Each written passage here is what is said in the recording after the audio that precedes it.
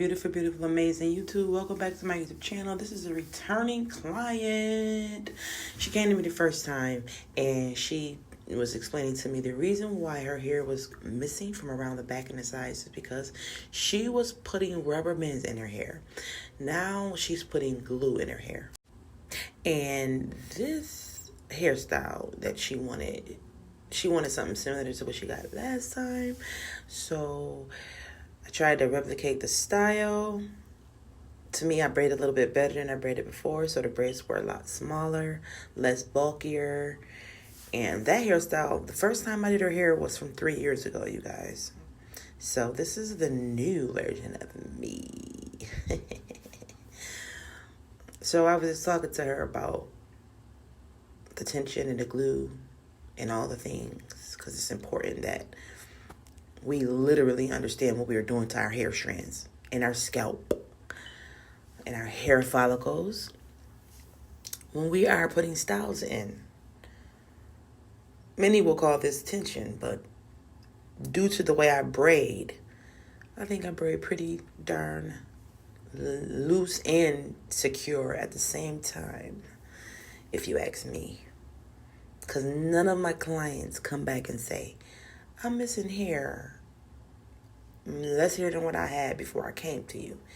And I truly would hate to hear that. So I make sure that I braid my clients' hair with a lot of love, with a lot of compassion, with a lot of tenderness.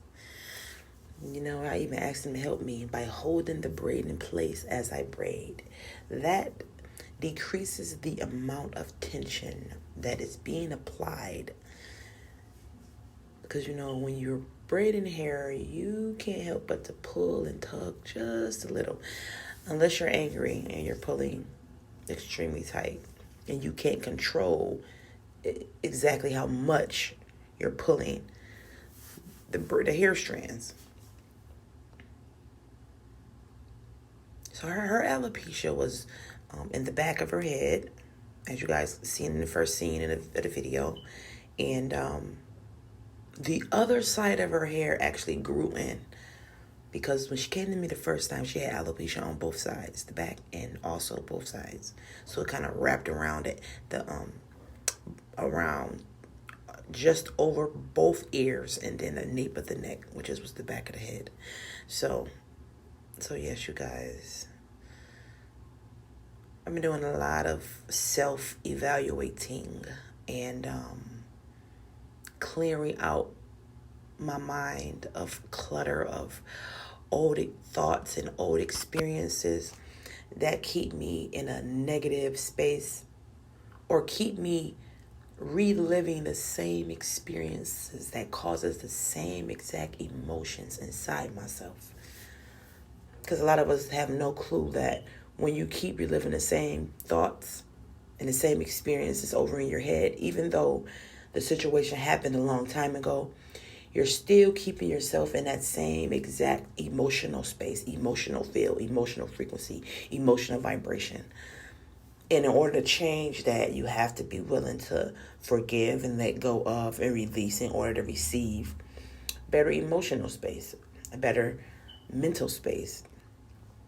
And so I've been working on that and allowing myself to accept a lot of the shadow side of me, which is a part of me that many people don't know.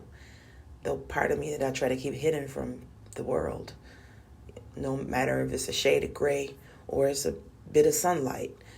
You know, I'm learning to embody all of me, regardless of anything, because at the end of the day, I have to look myself in the mirror and knowing that I have this thing here and I have that thing there, and I keep having to deal with it alone by myself on a personal level, and it keeps bothering me until I attack it, until I release it, until I accept it, until I deal with it, you know?